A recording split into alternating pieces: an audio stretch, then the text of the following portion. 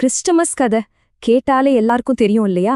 ஆனா பெத்லஹேம்ல மேஷியா பிறப்பார்னு சொல்ற அந்த புகழ்பெற்ற தீர்க்க தரிசனத்துக்கு பின்னாடி ஒரு ஆச்சரியமான புதிர் ஒழிஞ்சிருக்குன்னு உங்களுக்கு தெரியுமா? வாங்க, ஒரு பழங்கால உரைய நுண்ணோக்கிக்கு கீழே வச்சு அதுல என்னென்ன ரகசியங்கள் இருக்குன்னு நம்ம கண்டுபிடிக்க போறோம். இந்த வார்த்தைகள்லாம் பெத்லஹேமுக்கு வரலாற்றுல ஒரு பெரிய இடத்தை கொடுத்துச்சு.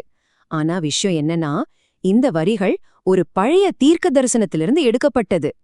இன்னும் சுவாரஸ்யமான விஷயம், மூல உரையோடு ஒப்பிடும்போது இதுல சில முக்கியமான மாற்றங்கள் செய்யப்பட்டிருக்கு. பாருங்க, மத்தேயோ இத ஒரு புது செய்தியா சொல்லல.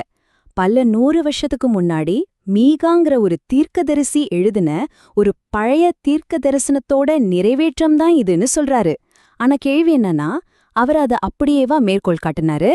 சரி, பொதுவா எல்லாரும் என்ன நினைச்சிட்டு இருக்கோம்? மீகா தீர்க்கதர்ஷி எதிர்காலத்துல ஒரு பெரிய தலைவர் பெத்லஹேம்ங்கிற ஊர்ல பொறப்பார்னு ரொம்ப தெளிவா சொல்லிட்டாரு. இதுதான் பொதுவான நம்பிக்கை. ஆனா அந்த மூல உரை சொல்றது அவ்ளோ நேரடியான விஷயம்தானா? இந்த விஷயத்த புரிஞ்சுக்க நாம 2 நூல்களையும் நேரடியா பக்கத்துல வச்சு பார்க்கணும். அப்படி பார்க்கும்போதுதான் சில சுவாரஸ்யமான வேறுபாடுகள் நமக்கு தெரிய வருது. இங்க ஹைலைட் செய்யப்பட்டிருக்கிற வார்த்தை வித்தியாசங்களை கொஞ்சம் கவனிங்க. மீகா ஆயிரங்களுக்குள்ளே சிறியதாயின்னு சொல்றாரு, ஆனா மத்தேயு பிரபுக்களில் சிறிய அல்லன்னு சொல்றாரு. அது மட்டும் இல்லாம மீகாவோட வசனத்தோட கடைசி பகுதி மத்தேயுல ஒரு முற்றிலும் வேறொரு சொற்றொடரால மாத்தப்பட்டிருக்கு. இதுதான் நம்மளோட ஆய்வோட மைய கேள்வி. ஏன் இந்த 2 வசனங்களும் இவ்ளோ வித்தியாசமா இருக்கு? நம்ம மனசுல வர கேள்வி இதுதான். இது வெறும் வார்த்தைகளை மாத்தி போட்டதா, இல்ல இதுக்கு பின்னாடி ஒரு பெரிய அர்த்தமே ஒளிஞ்சிருக்கா? இதத்தான் நாம அடுத்த ஆழமா பார்க்க போறோம். சரி, வாங்க முதல் சிக்கலை எடுத்துப்போம். பெத்லஹேம்ங்கிறது ஒரு நகரமா இல்ல வேற ஏதாச்சுமா? இந்த கேள்விக்கான விடை அந்த ஆயிரங்கள்ங்கிற ஒரே ஒரு வார்த்தையில மறைஞ்சிருக்கு. யோசிச்சு பாருங்க, யூதாவே ஒரு சின்ன பகுதி தான். அதிலே இருக்கிற பெத்லஹேம போய் ஆயிரக்கணக்கான ஊர்கள்ல ஒண்ணுன்னு சொன்னா அது கொஞ்சம் இடிக்கலையா? இந்த ஒரு குழப்பம்தான் நம்மள இன்னும் ஆழமா யோசிக்க வைக்குது. இந்த முரண்பாட்டுக்கான திறவுகோல் மூல எபிரேய மொழியில தான் இருக்கு. ஆயிரங்கள்னு மொழிபெயர்க்கப்பட்ட அந்த ஒத்த வார்த்தைக்கு வேற ஏதாவது அர்த்தம் இருக்க முடியுமா? இங்கதான் ஒரு பெரிய ஆச்சரியமே இருக்கு. பல பிரபலமான பைபிள் மொழிபெயர்ப்புகள் அந்த எபிரேய வார்த்தைய ஆயிரங்கள்னு சொல்லல. அதுக்கு பதிலா குளங்கள் அல்லது குடும்ப குழுக்கள் அனு மொழிபெயர்த்திருக்கு. இது மொத்த கதையுமே மாத்திடுது இல்லையா? ஒருவேளை மீகா ஒரு ஊரை பத்தி பேசாம ஒரு குறிப்பிட்ட குடும்பத்தை பத்தி பேசுறாரோ? இந்த வார்த்தை மொழிபெயர்ப்பு புதிரோட ஒரு பகுதிதான். இது மட்டும் இல்ல, இன்னும் இருக்கு. நீங்க கவனிச்சீங்களோ இல்லையோ, மத்தேயோவோட மேற்கோள்ல சில வார்த்தைகள் விட்டு போயிருக்கு, சிலது புதுசா சேர்க்கப்பட்டிருக்கு. வாங்க அத பாப்போம். முதல்ல எதை விட்டாருன்னு பாருங்க. மீகாவோட வசனத்துல இருக்கிற அவருடைய வம்சாவழி பழங்காலத்திலிருந்து உள்ளதுங்கிற ரொம்ப முக்கியமான கடைசி பகுதிய மத்தேயோ தன்னோட மேற்கோள்ல சேர்க்கவே இல்ல. ஏன்? விட்டுட்ட ஒரு பக்கம்னா இன்னொரு பக்கம் புதுசா ஒரு வரிய சேர்த்திருக்கார். என் ஜனமாகிய இஸ்ரவேலை மேய்ப்பார். இந்த சொற்றொடர் மீகாவோட மூல உரையில இல்லவே இல்ல. அப்போ இதெல்லாம் பார்க்கும்போது என்ன புரியுது? இதெல்லாம் சும்மா தற்செயலா நடந்த மாதிரி தெரியல. இந்த மாற்றங்கள் தீர்க்க தரிசனத்தோட கவனத்தை ஒருத்தரோட பூர்வீகத்தில இருந்து ஒரு ஆட்சியாளரோட வேலைக்கு மாத்துது. இதுதான் கதையில ஒரு முக்கியமான திருப்பம். சரி, இப்போ இந்த எல்லா தொண்டுகளையும் ஒன்னா சேர்த்து ஒரு முழு படமா பார்க்கலாம். மேகா உண்மையில என்னதான் சொல்ல முயற்சி செஞ்சாரு? இங்கதான் ஒரு முற்றிலும் புதிய ஆச்சரியமான விளக்கம் நமக்கு கிடைக்குது. மத்தேயு விட்ட அந்த வரி ஞாபகம் இருக்கா?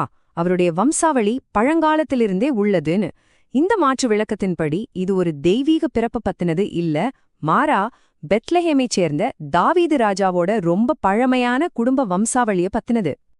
இதுதான் இந்த மாற்று விளக்கத்தோட மைய கருத்து. மீகா ஒரு குறிப்பிட்ட இடத்துல பிறக்கறத பத்தி பேசல, மாறா ஒரு குறிப்பிட்ட குடும்ப வம்சாவளியிலேருந்து வரத பத்தி பேசுறாரு. ஆனா இங்க ஒரு கேள்வி வருது. அந்த குடும்பத்தை ஏன் மீகா சிறிய அல்லது தாழ்ந்த குலம்னு சொல்லணும்? இதுக்கான பதில் தாவீது ராஜாவோட குடும்ப வரலாற்றுக்குள்ளேயே ரொம்ப ஆழமா புதைஞ்சிருக்கு. தாவீதோட கொள்ளுப்பாட்டி ரூத் ஒரு மோவாபிய பெண். அந்த கால சட்டப்படி மோவாபியர்கள் சபிக்கப்பட்டவங்களாவும் தாழ்ந்தவங்களாவும் பார்க்கப்பட்டாங்க. அதனால இந்த பகுப்பாய்வின்படி அந்த சமூக களங்கத்தையும் தாண்டி தாவீதோட வம்சத்திலிருந்து ஒரு பெரிய தலைவர் வருவாருங்கிறது தான் மீகாவோட உண்மையான தீர்க்க தரிசனமா இருந்திருக்கலாம். சரி, இவ்ளோ ஆழமா இதை நாம அலசி ஆராய்ஞ்சதுல இருந்து என்ன தெரிஞ்சுக்கிறோம்? இதோட பரந்த தாக்கம் என்ன? மொத்தத்துல இந்த ஆய்வு நமக்கு சில விஷயங்களை தெளிவா காட்டுது. வார்த்தைகள் எவ்வளவு முக்கியம்னு பாருங்க. குளங்கள்ங்கிறது ஆயிரங்கள் இல்ல, ஒரு உரையில சொல்லப்படாத விஷயங்களுக்கும் பெரிய அர்த்தம் இருக்கு. மிக முக்கியமா இந்த விளக்கத்தின்படி மத்தேயு ஒரு வம்சாவளிய பத்தின மீகாவோட தீர்க்க தரிசனத்தை எடுத்து அத ஒரு குறிப்பிட்ட இடத்த பத்தின தீர்க்க தரிசனமா மாத்திருக்காரு. கடைசியா இந்த ஒரு கேள்வியோட நான் உங்களை விட்டு போறேன். நாம பழைய நூல்களை எப்படி படிக்கிறோங்கிறது வரலாற்றை பத்தின நம்ம புரிதலை எந்த அளவுக்கு மாத்துது?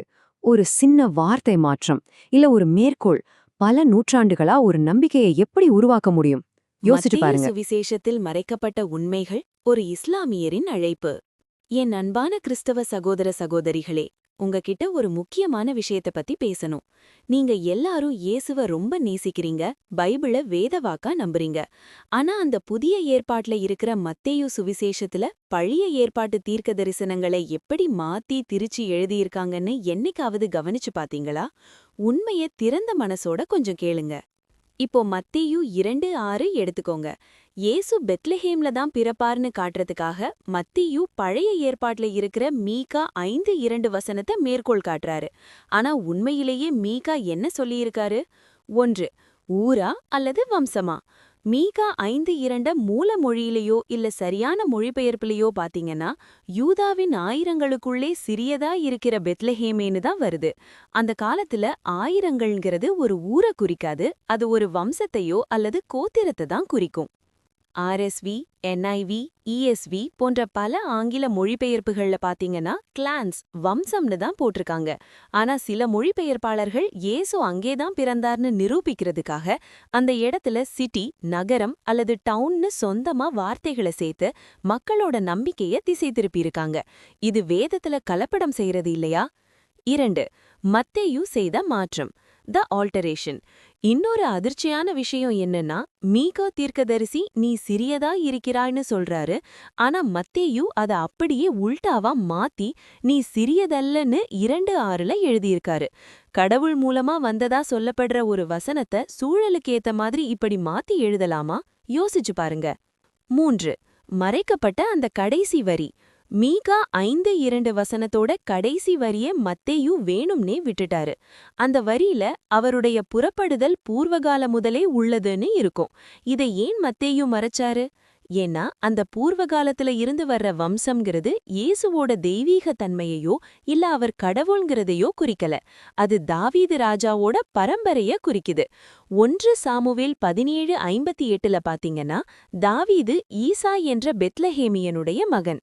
அதாவது வரப்போகிற மெசியா தாவீது ராஜாவோட பரம்பரையில வருவார்னு தான் மீகா சொன்னாரே தவிர அவர் பெத்லஹேம்ங்கிற ஊர்ல தான் பிறந்தார்னு சொல்லல. 4. ஏன் சிறிய வம்சம்? மீகா ஏன் அந்த வம்சத்தை சிறியதுன்னு சொன்னாரு தெரியுமா? தாவீதுடைய கொள்ளுப்பாட்டி ரூத் ஒரு மோவாபிய பெண்.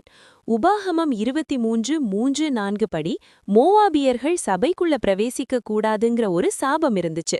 அந்த ஒரு கரை காரணமா தான் தாவீதுடைய வம்சம் சிறியதாக கருதப்பட்டுச்சு. ஆனா மத்தேயு என்ன பண்ணிட்டாரு? இந்த உண்மையான அர்த்தத்தை எல்லாம் மறைச்சு அந்த வசனத்தை வெட்டி ஒட்டி புதுசா வார்த்தைகளை சேர்த்து இயேசு பெத்லஹேம்ல பிறந்தார்னு காட்டுறதுக்காக ஒரு போலியான தீர்க்க தரிசன நிறைவேர்வை உருவாக்கியிருக்காரு. சகோதரர்களே, இதுதான் உண்மையான நிலையா? தீர்க்க தரிசனங்களை இப்படி திரிச்சு எழுதின புத்தகங்களை எப்படி கடவுளோட வார்த்தைன்னு நம்ப முடியும்? தயவு செஞ்சு உங்களோட கண்களை திறந்து சத்தியத்தை தேடுங்க. உண்மையான இறைவேதம் எதுங்கிறத சிந்தியுங்க.